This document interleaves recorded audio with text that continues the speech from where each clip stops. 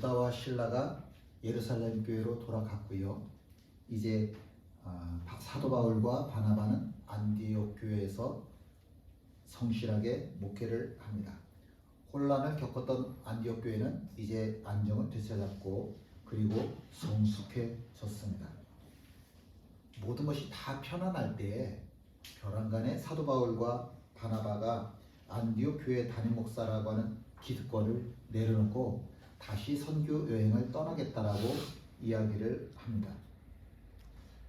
굳이 왜 이렇게 편안한데 굳이 또 사서 고생을 하는 선교 여행을 떠나겠다라고 하는 걸까? 굳이? 라고 물어보니까 아마 사도 바울은 또 이렇게 대답할 겁니다. 굳이. 예, 굳이.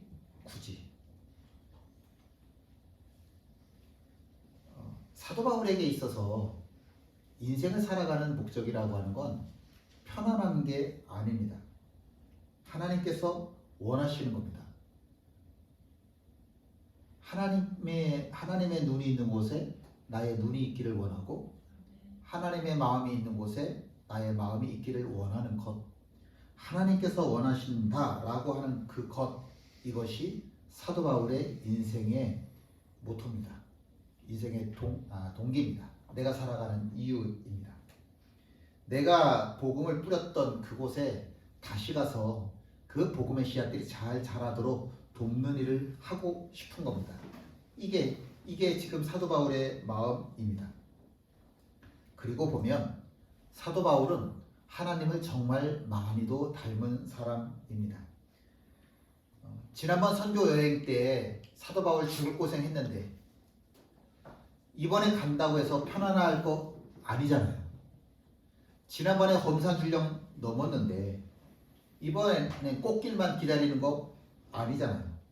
지난번에 선교할 때 가는 곳곳마다 박해를 받고 심지어 죽을 자리까지 내몰렸는데 돌에 맞았는데 이번에는 모두가 자기들을 환대하는 거 아니잖아요. 똑같이 어렵고 똑같이 힘든 일이 기다리고 있는데도 불구하고 그곳으로 가겠다라고 하는 겁니다. 하나님께서 이 세상을 바라보시면서 굳이 나를, 집사님을, 권사님을 굳이 구원하시기 위해서 예수 그리스도를 십자가에 이 땅에 보내셨잖아요. 모든 것들이 다 편안한 곳에 예수님께서 오신 것이 아니라 죽음이 있고 악한 것들이 있고 병듦이 있고 늙는 것이 있고 슬픈 게 있고 배신이라고 하는 것이 가득한 이 땅에 예수님이 오셨잖아요. 왜? 나를 구원하시기 위해서. 하나님의 마음이 그런데 사도 바울도 똑같은 거예요. 여전히 죽을 자리이지만 여전히 박해의 자리이지만 그런데 그곳에 가서 복음의 씨앗을 받아들인 그 몇 안 되는 사람을 위해서 자기 목숨 내걸고 다시 그곳으로 가겠다라고 하는 거죠. 그리고 보면 이 사도 바울은 정말 하나님을 많이 닮은 사람입니다. 근데 이 말씀은 가만히 보면 좀 모순이 있어요.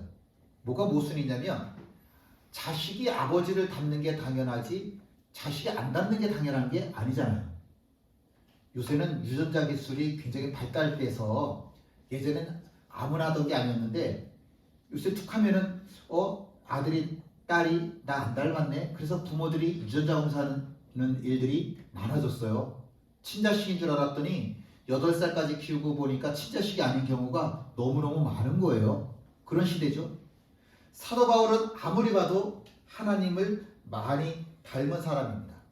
그래서 사도 바울이 선교 여행에 나서서 어딘가에 떨어져 있는 그 복음의 씨앗을 위해서 내가 내 목숨 걸고 가겠다 이렇게 선포하고 나서는 모습은 하나님의 마음과 똑같은 마음에 틀림이 없습니다. 함께 있죠. 바나바는 마가라 하는 요한도 데리고 가고자 합니다. 사도 바울이 가자 그랬더니 바나바가 가자 똑같이 대답을 했습니다. 그런데 바나바가 한 가지 제안을 했습니다. 무슨 제안을 했냐면 마가라고 하는 요한도 데리고 가자라고 하는 겁니다.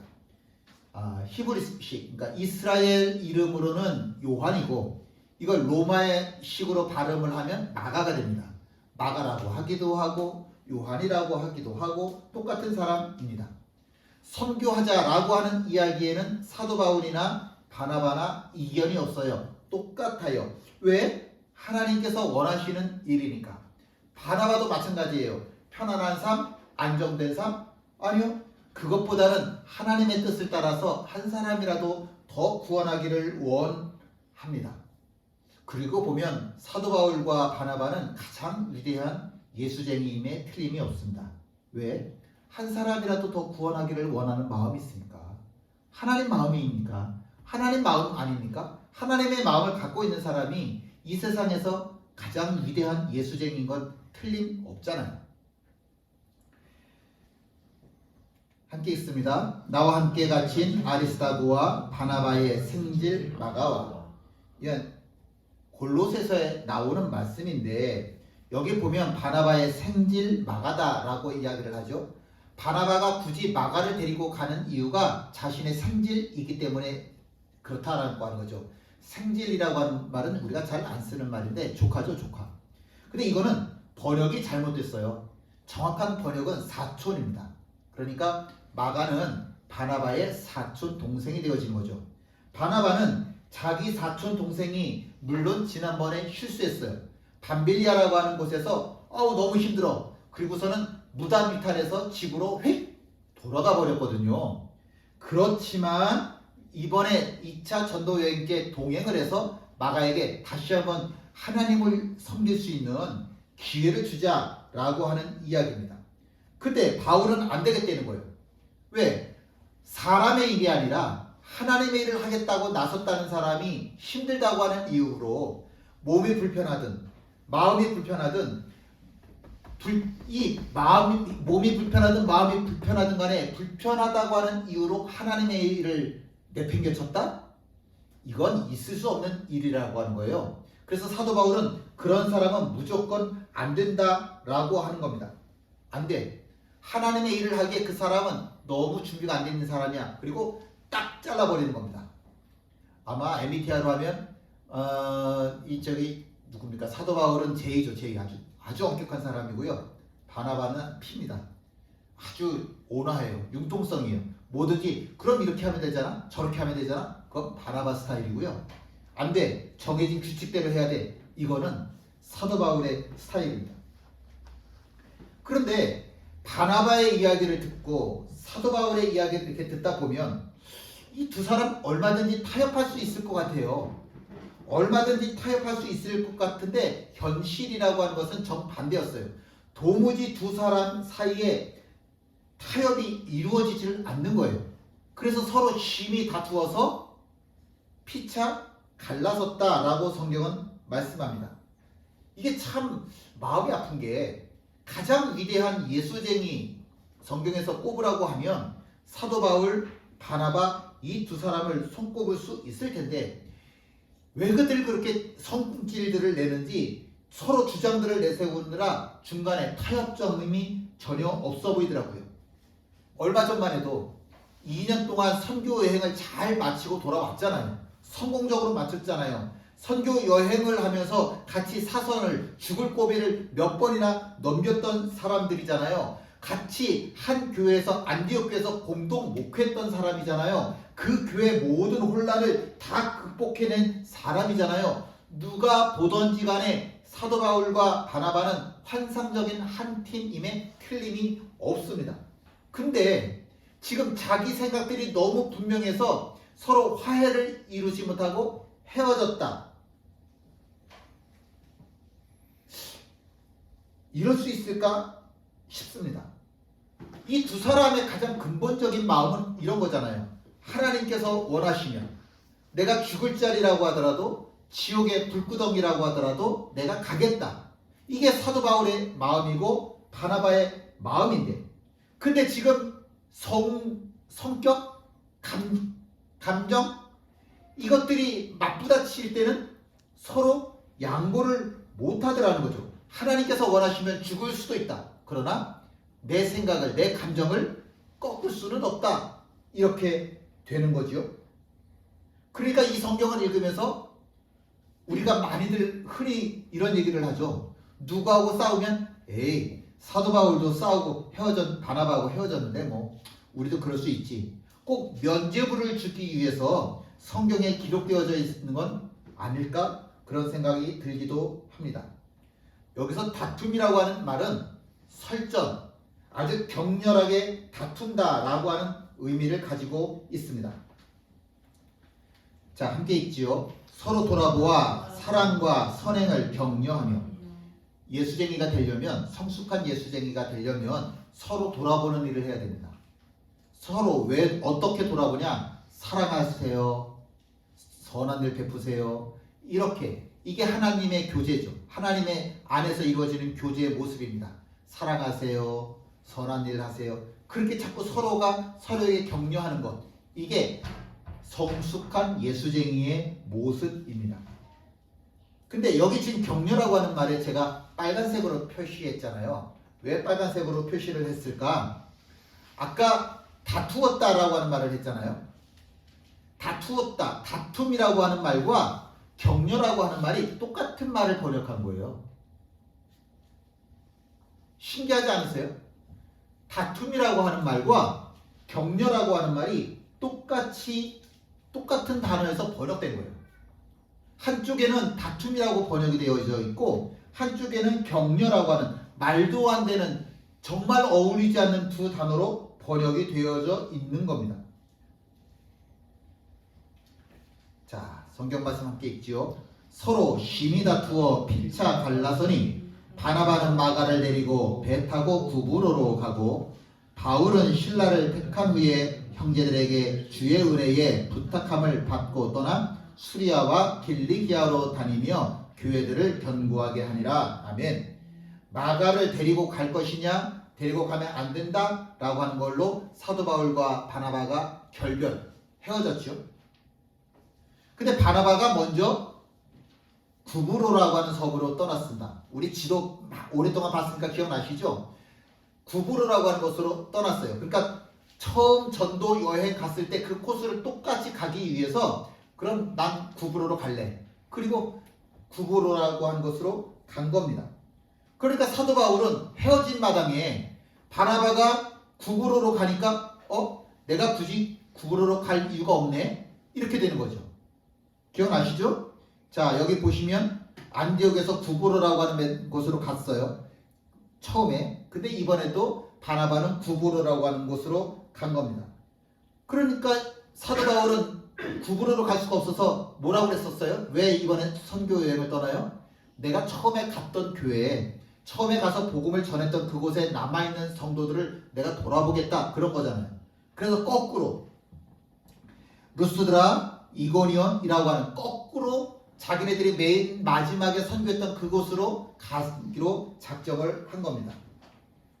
사도 바울은요, 제가 지금 아시아라고 써 있는 거 보이세요? 이 아시아라고 하는 곳에서만 복음을 전하기를 원했어요. 로마라고 하는 나라가 세계 3분의 1이나 차지했던 큰 나라 아닙니까? 그렇게 큰 나라인데 그 큰 나라인데 아시아라고 하는 곳이 그 로마에서도 엄청나게 큰 부분이거든요. 굳이 로마까지 유럽에 가서 복음을 전할 이유가 없고 지금 내가 살고 있는 여기 아시아만 복음을 전해도 충분할 것 같은 거예요. 그래서 굳이 아시아에서만 복음을 전할 거야 라고 생각을 했습니다. 그래서 아시아라고 하는 곳에 다니면서 복음을 전하려고 하는데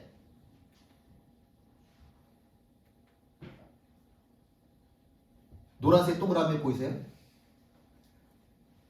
여기가 드로아라고 하는 곳이거든요. 드로아라고 하는 곳에서 자꾸 이제 다른 곳에 가기 위해서 복음을 전하기 위해서 어디로 갈까 그러면 자꾸 자기가 선교여행 갈 곳을 찾는데 이상하게 복음의 문이 열리지를 않는 거예요. 이상하게. 근데 이 동그라미 친 노란 동그라미 친 그곳 건너편이 바다만 건너면 어디냐면 유럽이에요. 거기 마케도니아가 있거든요. 그 마케도니아에서 마케도니아 복장을 한 사람이 꿈에 나타났어요. 꿈에 나타나서 하는 이야기가 여기 와서 복음을 전해달라라고 부탁을 하는 거예요. 사도 바울은 이 꿈을 꾸었을 때 하나님이 나에게 말씀하시는 거네? 라고 이 자기의 꿈을 꿈이라고 그냥 개꿈 이렇게 생각을 하는 게 아니라 이게 드로아라고 하는 곳이거든요. 이 항구가 있는 도시. 굉장히 아름다워요. 이 드로아까지 와서 하나님께서 굳이 이런 꿈을 나에게 보여주신 이유는 바다를 건너면 유럽이니까. 아, 하나님이 나로 하여금 유럽으로 가기를 원하시는구나 라고 하나님 꿈을 하나님의 음성으로 받아들였습니다. 생각을 해보면 사도 바울과 바나바가 결별하지 않았다고 한다면 지금처럼 복음을 들고 사도 바울이 유럽으로 건너가는 일은 없었을 거예요. 그런데 사도 바울과 바나바가 결별했기 때문에 유럽으로 사도 바울이 복음을 들고 건너가게 되는 거고, 제3차 바울의 제3번째 선교 여행 때도 복음을 들고 또다시 유럽으로 건너가게 됩니다. 그렇게 유럽으로 복음을 들고 가면서 항상 목적지는 어디였냐면 로마예요. 세계의 중심지죠. 왜냐하면 세계를 다스리는 나라가 로마니까. 그 로마 가장 중심지까지 가서 내가 복음을 전하겠다. 이것이 2차, 3차 세계 전도 여행의 목적이 되어지더라고요. 물론 처음부터 로마 생각지도 않았어요. 복음을 어디서 전해야 되겠다? 아시아에서만 복음을 전해야 되겠다. 그것만으로도 충분하다 생각했는데 하나님께서 나로 하여금 유럽으로 가게 하시네? 그러니까 유럽으로 건너가서 복음을 전하게 되는 겁니다. 바울이 3차 선교 여행을 하면서 고린도 교회에 편지를 보냈어요. 함께 읽죠. 어찌 나와 바나바만 일하지 아니할 권리가 있겠느냐. 여기서 일하지 아니할 권리라고 하는 말은 교인들로부터 생활비를 받을 수 있는 권리라고 하는 거죠. 말씀을 전하는 목회자가 교회로부터 생계비를 지원받는 것은 그건 당연한 겁니다. 그건 당연한 거예요. 근데 사도 바울은 이 권리를 포기했어요. 싫어. 나는 내가 스스로 돈을 벌어서 내 생계비를 내고 내가 선교할 거야. 교회에서 나 도와주는 거 그거 다 선교비로 지원을 해줘. 이렇게 되는 거죠. 그리고 나가서 스스로 생계를 책임지면서 복음을 전하고 다니는 겁니다. 근데 바나바도 마찬가지예요. 바나바도 나도 교회에서 생활비 안 받을 거야. 나도 내 생계는 내가 책임질 거야. 그러니까 선교하는 일에만 도와줘. 이렇게 하나님을 위해서 자기의 모든 기득권을 사도 바울도 바나바도 똑같이 다 포기한 사람이에요. 이런 사람들이 정말로 다투어서 헤어진 걸까? 아무리 봐도 성경이 좀 흐름이 좀 이해가 되지 않는다라고 하는 거죠. 다툼이라고 하는 말은 똑같이 무슨 뜻도 있다고요? 격려, 좋은 뜻으로 자극하다 이런 의미도 있는 거거든요. 그러니까 성경에는 서로 심히 다투어 피차 갈라서니라고 기록이 되어져 있는데 서로 심히 다투어 피차 갈라서니라고 하는 말씀을 이렇게도 번역할 수 있다라고 하는 거예요. 어떻게? 서로 격려하며 헤어졌다. 자, 지금부터 문제를 한번 내볼까요? 사도 바울이 옳아요? 바나바가 옳아요? 다시. 사도 바울이 틀렸어요? 바나바가 틀렸어요? 사도 바울의 이야기를 가만히 들어보자니 사도 바울의 이야기가 맞아요. 사람의 일도 아니고 하나님의 일을 하겠다고 나섰다가 자기 육신에 핑계를 대고 하나님의 일을 포기한다? 이런 사람 하나님의 일에 다시 동참할 자격 없어요. 바나바 이야기도 맞아요. 그렇다고 해서 언제까지 기회를 안 주겠어요? 그래도 다시 기회를 줘야죠. 다시 기회를 줘야지. 언제까지고 간에 또 기회를 주고 또 기회를 줘야지. 너가 틀렸냐? 내가 틀렸냐?